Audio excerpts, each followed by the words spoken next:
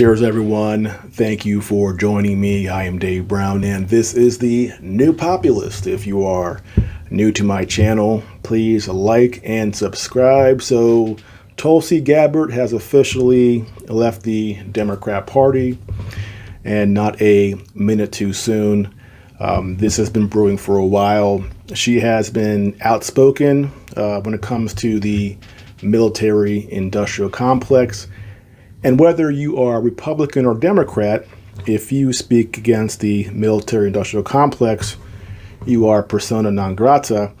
And certainly this pissed off a lot of people within her party. And so she left, and good for her. All the usual suspects are attacking her. In particular, we have my favorite Republican Congressman, Adam Kinzinger, saying that she is pro-Putin. And this guy is, of all the congressmen, I think he annoys me the most. He's such a turd. He's so disingenuous. He, of course, also posted the Ghost of Kiev meme. He thought it was real. He's an idiot. And so he attacked her and called her pro-Putin. And I want to talk more generally about this way we treat people who speak out against war, because this is a tradition that goes back to the start of our country. This is not a new thing, and no matter how many stupid wars we fight, and we look back in hindsight and go, well, that was kind of stupid. There were lies here, and the government lied, the intelligence community lied. We go to a new war, and the same thing happens again. It's like we don't learn. So that war was garbage, that war is garbage, that war is garbage. Oh, but this is the one where the government's not lying. It's not about money. It's not about geopolitics. It's not about maintaining our superpower status. This is the good one of war here. You know, like George Bush said, fool me once, shame on you. Fool me twice. Well, the point is, you're not supposed to be fooled twice. And we're fooled over and over and over again. And as I say, this goes back to the beginning of our country.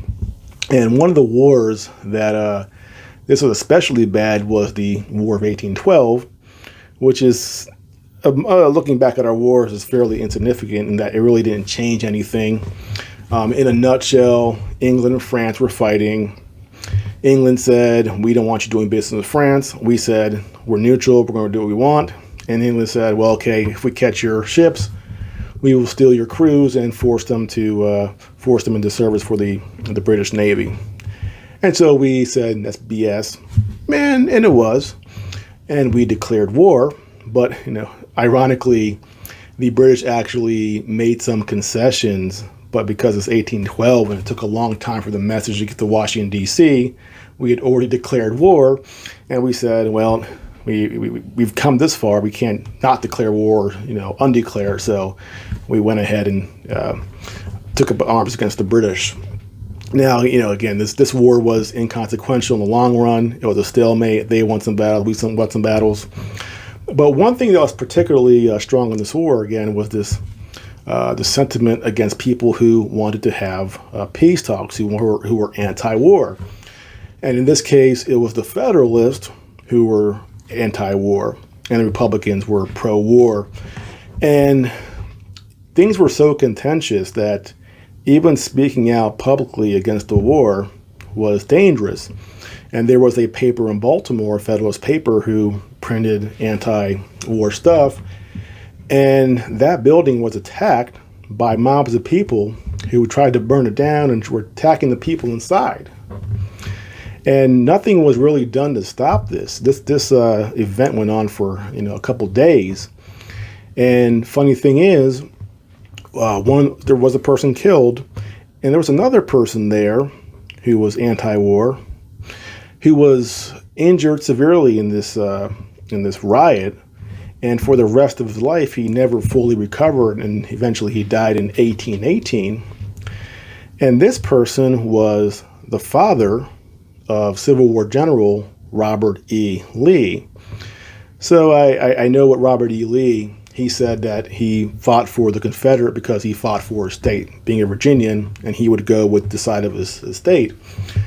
But I always in my mind wonder if Robert E. Lee in some way was influenced by the fact his own father was severely injured and died before his time because of his anti-war stance. And he was, beaten by these pro-Republican people in this mob in Baltimore. Did that have any influence on how he felt about the federal government 40 years later? I always wonder about that. But again, we look back in time, and this idea that you can speak out against war has always been treated pretty negatively in this country. And we think of ourselves as being this free country and everybody has a First Amendment. But man, we are pretty rough.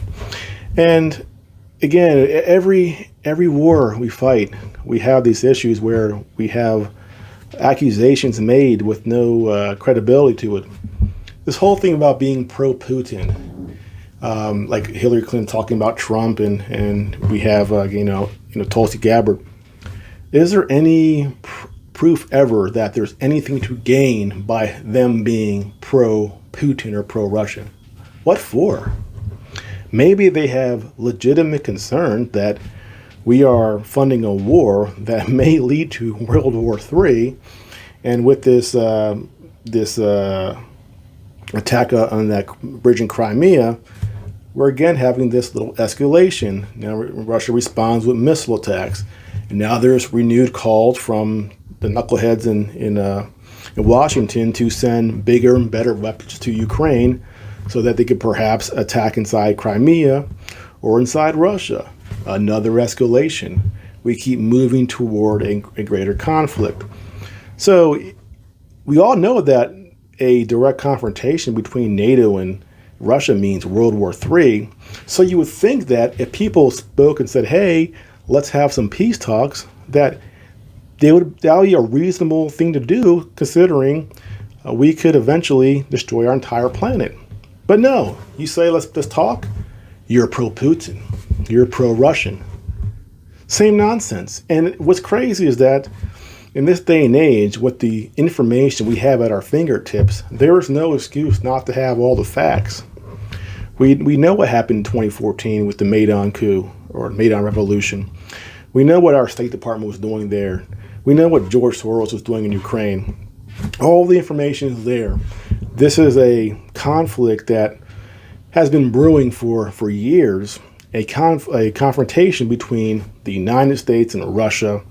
Russia wants their own territory free from any NATO encroachment and missile systems being near their borders, and the United States wants to destroy Russia and maintain our position as the world's sole superpower and the one who makes all the rules and makes the rest of the world follow in suit.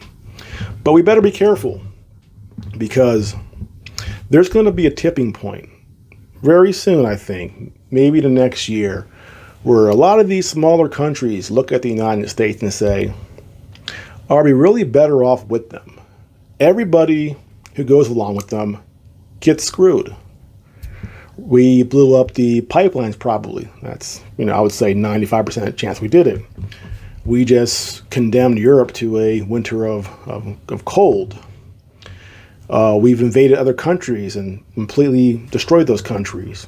We've toppled countries or governments and destroyed those countries, like Libya, for example, and all of our actions across Central America. People are paying attention, and they're saying to themselves, do we really want to go along with America? Well, in the long run, is that in our best interest? And even now, we have Saudi Arabia, our friend, our partner. They said, we're not producing more oil. Go F yourself. And what was our response? Well, now he said, we're not gonna give any more weapons. And then we have a senator proposing a bill to stop weapon sales to Saudi Arabia for a year. They didn't do what we wanted, so now we're going to punish them. That's the message we send to the world. Do what we tell you to do, or we'll punish you. But the problem is, even when countries do what we tell them to do, they still suffer. So why go along with us? We're going to reach a point in the future where enough countries will defect and say, we're not going along anymore. And we're going to feel really isolated that day. And that'll be the day when officially the United States is no longer the world sole superpower, and we now live in a multipolar world. That day is coming quick unless we have people in D.C. who will slow down, pump the brakes, and try to find some peaceful resolution. I don't see it happening, but that's the only path to making sure that we hold our position relative as the strongest country on this planet. If we don't do that, again, we are digging our own graves with our hubris, with our thirst for blood, and our inability to have a conversation with other world leaders to find peaceful solutions. We are stubborn as hell, and the neocons and neoliberals in Washington, D.C. seems that they're hell-bent on this confrontation, even if it leads to our complete destruction. Well, that's it for now. Again, if you are new to the channel, please like and subscribe. I'll see you next time.